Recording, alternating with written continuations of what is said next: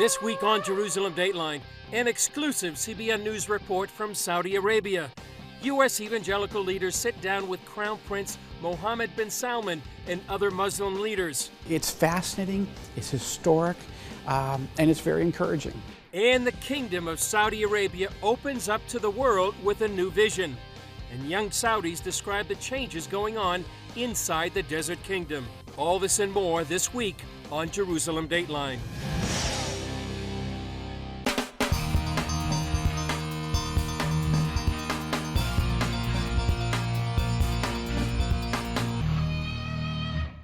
Hello and welcome to this special edition of Jerusalem Dateline. I'm Chris Mitchell, coming to you this week from Riyadh, Saudi Arabia.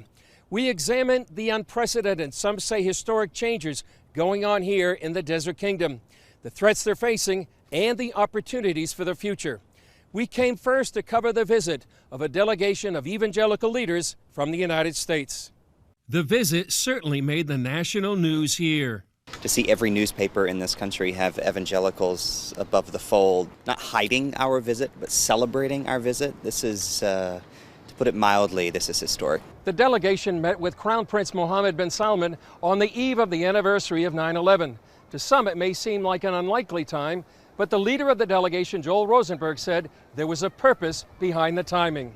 The Saudi Arabia of 18 years ago, the Saudi Arabia that, out of which Osama bin Laden came, Al-Qaeda, and the radical theology of violent jihad, that Saudi Arabia doesn't exist anymore. They have made sweeping changes that most Americans, most Christians aren't aware of. I was profoundly astounded of how much freedoms are being given to women here. We talk about veiled women, women under the veil, and the country under the veil.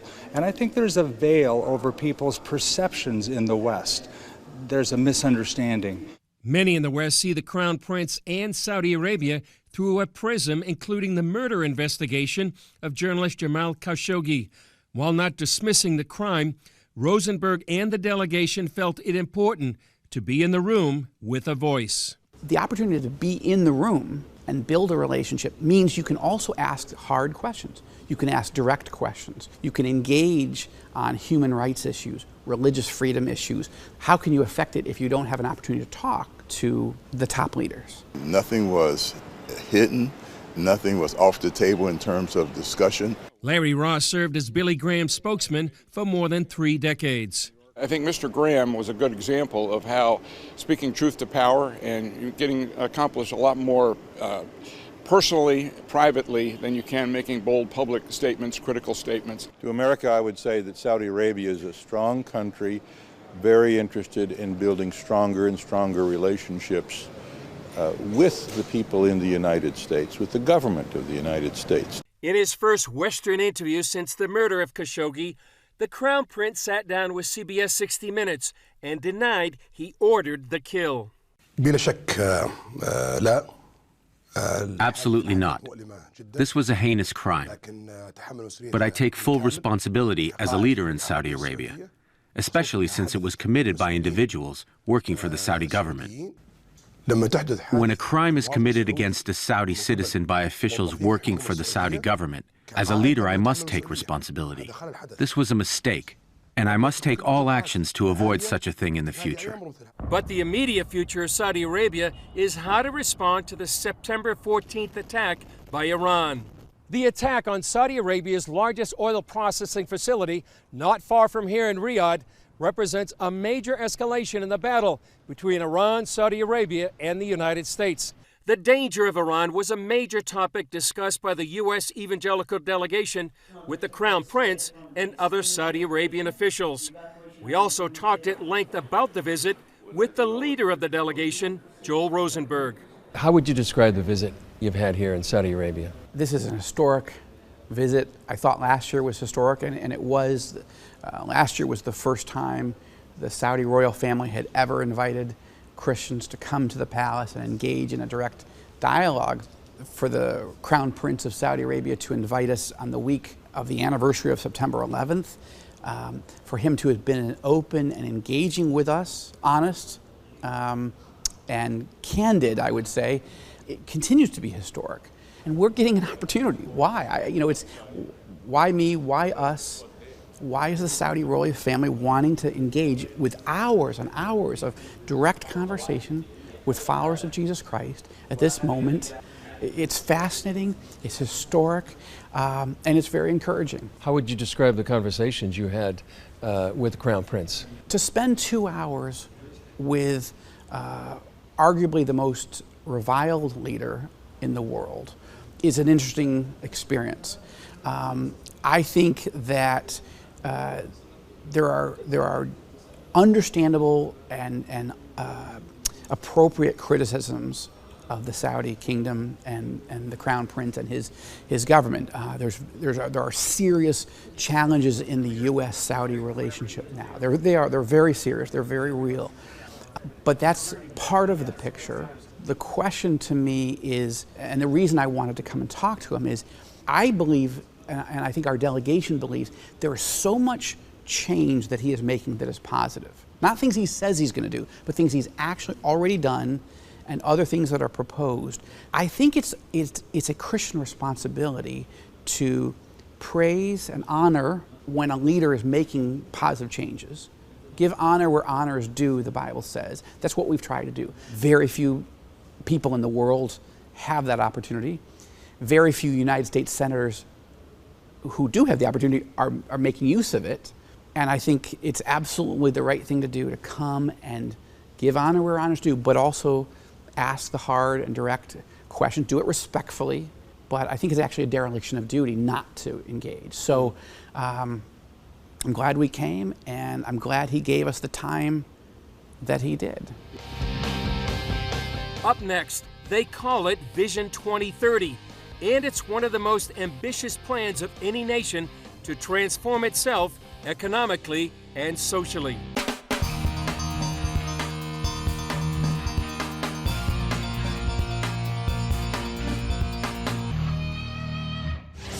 The major challenge facing Saudi Arabia is implementing Vision 2030. It's an ambitious plan to change Saudi Arabia from an oil-based economy to one based on business investment, technology, and tourism. CBN sat down with Saudi Arabia's Minister of Economy and Planning, Mohammed Al-Tawashi. Can you describe for us what Vision 2030 is? The Vision 2030 is basically unlocking this potential of Saudi Arabia, diversifying away from oil, having a sustainable, growing economy, engaging the private sector, creating sustainable jobs for the locals, but also having a regional responsibility and a global responsibility as a good citizen of the world. One main focus of Vision 2030 is tourism. For the first time in its history, Saudi Arabia is allowing tourists from nearly 50 countries to apply for visas beginning this fall. Tourism is one pillar where it ticks all the boxes. It ticks the diversification box, it ticks the jobs box, balance of payment, meaning people will come and spend money here. But also within that sector creating, we do have a responsibility to make sure that the experience of tourists potentially is seamless. From the minute they click on their laptop to get a visa till the minute they go back home. One tourist attraction for people coming to Saudi Arabia would be here at Al Ula. It's the southern capital of the Nabatean people and a UNESCO heritage site. It was part of the ancient trade routes more than 2,000 years ago. This is an oasis that civilizations have gone through it for 7,000 years at least. It has seen prehistoric, Bronze Age, Nabatean, Lehyanite, and many civilizations interacting in one oasis that is the main stop on the Incense Road. Amir Badani is the CEO of the Al Ula Royal Commission. A place that hasn't been visited, hasn't been studied, and we are committed to fully understand it, preserve it, and share it with the world through an interpretation strategy that turns Al Ula into a one large, engaging, living museum. This is basically the largest living museum in the world today. One major change in Saudi society can be seen here at this soccer match. Just more than a year ago, for the first time, women were permitted to attend games of the most popular sport in the country. The stadium includes this family section, where husbands with their wives, mothers with their children, or single women can come and enjoy the game. It's another barrier broken as part of Vision 2030, and one of its pillars, entertainment for Saudis and for the rest of the world. Amir Ahmad Banaja is the CEO of the General Entertainment Authority. So I head the General Entertainment Authority, which has a very exciting mission, which is to basically build the entertainment sector in Saudi Arabia. Banaja works on long-term entertainment projects like Qiddiya, a Six Flags amusement park to be built just outside of Riyadh, the Red Sea Project, developing Saudi Arabia's coastline, and Naom, built as a city of the future. Naom, located here on the shores of the Red Sea, is the largest mega project in the world today, with an estimated cost of $500 billion, and it's the centerpiece for Saudi Arabia's Vision 2030, and all part of what Saudi is now opening and offering to the world. A lot of people may have not known Saudi for many years, or have known us for one type of tourism. We used to be open to the world for Hajj and Umrah, but now we're really open to the world when it comes to entertainment, culture, sporting events. So my message to the world is welcome to Saudi Arabia. I think that there is a lot to discover about Saudi Arabia and the diversity and colorfulness. I think people think of Saudi Arabia as hot, camels, sand. I think this is very monotonic view. I encourage everybody to think about Saudi Arabia the way you think about the US. California is nothing like Florida, you know. Utah is nothing like Kansas. It's a very diverse and complex country. Cultures, food, culinary, what people wear. So there is a lot of beauty and details. I think the world will come to see the largest living museum in the world being unveiled. Coming up, see how demographics are driving changes in Saudi Arabia, where 60% of the country is under the age of 30.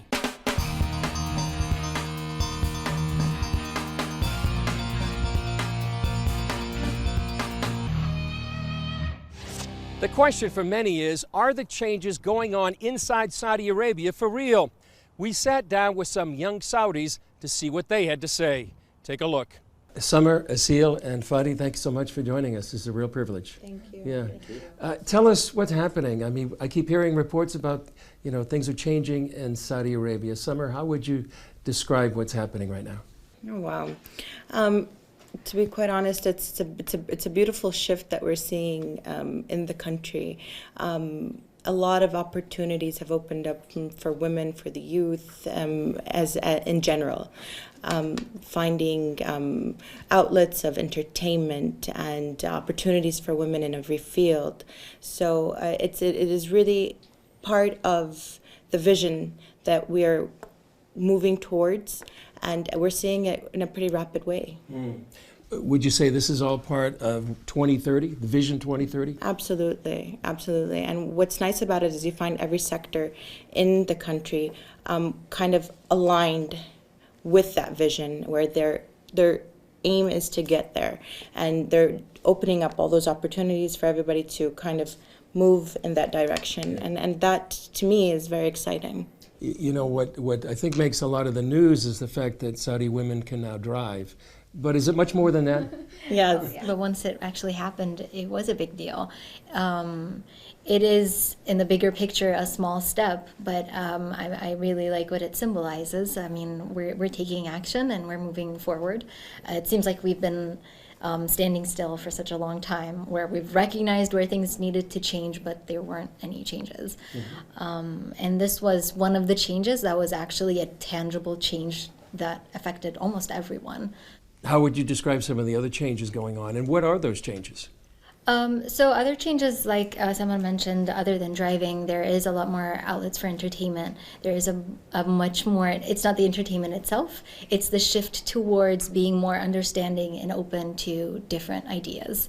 We have been such a sheltered community for such a long time. I can tell you it's not just entertainment. Saudi has opened to the world, and that's amazing. We have amazing opportunities to offer to the world, and things that we want to share. The whole change now in Saudi is telling the world that Saudi is a global citizen, and as a Saudi citizen, I'm a part of this world. So I want to see us able to do commerce, have trade relationships with other nations, and welcome tourists to our country and show them what we have. The change we have right now is literally showing it, because with this openness, we're open. We have our arms open, and we ask everybody to come and see what we have, because judging Saudi before was only through media. And just getting your news or your perspective through media is not fair. So sometimes you need to go and see. And what you're doing is a great job, because you're telling people what we have here. We have a lot of open-minded people who are welcoming for the world to come and enjoy what we have and learn more about our culture. We have something unique we want to share, we want to offer, and we want to learn from the world too. So it's not just us trying to share what we have, we want also to learn from the world. And the whole change right now, women driving and entertainment, these are the most visible things, but when you look at it, it's not just that. It's more of economical, geopolitical change that is very important for the region. Do you see yourself and as sort of a bridge, a generational bridge between what was and what will be? Yeah. I think we call ourselves the good people. We call ourselves the good people generation. It's a joke. The generation of good people. Yeah, the generation of good people, because we went through two changes, and that's like we understand both sides. So when we go to our parents, we tell them, "Don't worry, it's gonna be all right," and then we look at the younger, who are like just like now, 10 years old, 12 years old. We say like, "Oh, you're lucky." So like we have this. We're in the middle, and we're trying to make the best out of it and lay the way for the younger generation too. Those simple things that actually make a difference, to be able to have the choice of wearing a headscarf or not, covering your face or not. These are all stuff that in some people's eyes wasn't there before, but today it's more of an opportunity of freedom of how you want to wear it, how you want to look. And so I think in that aspect, it's a completely different shift. We did mention driving, but we also should mention being able to travel without guardian's permission. That's a huge step, having that choice to travel. Fadi, do you think in some ways this is demystifying the Saudi young people and population to a world that might have their own perception of what Saudi Arabia is like? Saudi is a lot of things, and I don't know how I can describe it, but it's an evolving nation. It's a young nation that's growing. Summer, say you're in Kansas City, in the middle of the United States, and you meet some young Americans there at a Starbucks. What would you tell them? Come visit us. You can now get your visiting visa, as opposed to before you'd had to be invited to come to Saudi. Today you can get your visa and come see what we really have. We have beautiful oceans, we have beautiful deserts, we have amazing landscapes that one should come and see. Now instead of going to a concert in Kansas, you can come and see that artist here in Saudi. So I would invite Americans to come and see for themselves what Saudi Arabia is and who we really are. Well, Fadi, Asil, and Summer, it's been a real joy to be with you and hear about these historic changes going on in your country. Appreciate your time. Thank you for being here. Coming up, what does the Bible have to say about Arabia? Find out when we come back.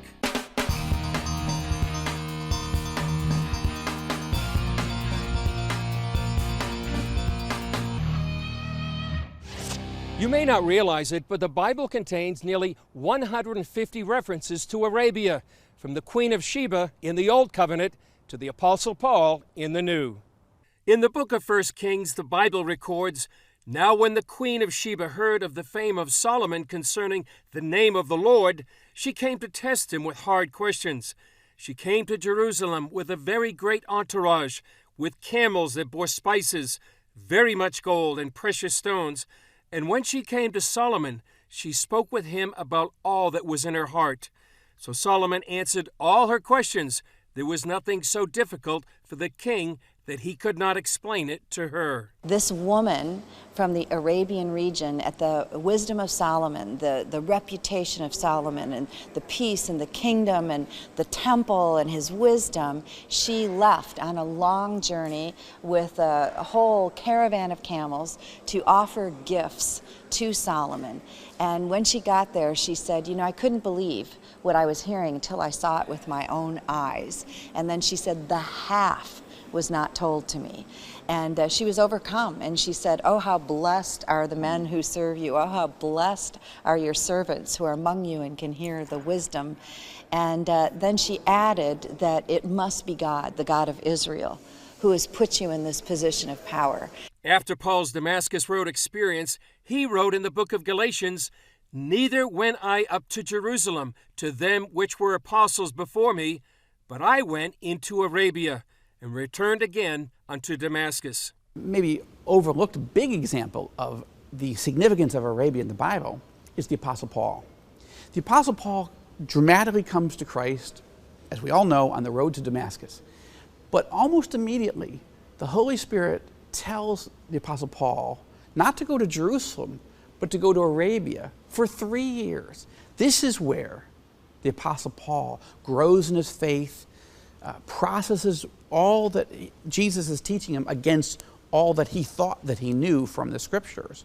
And after 3 years in Arabia, he becomes the greatest apostle that the world had ever seen. During our visit here to Saudi Arabia, we joined evangelical leaders from the United States. We met with young Saudis.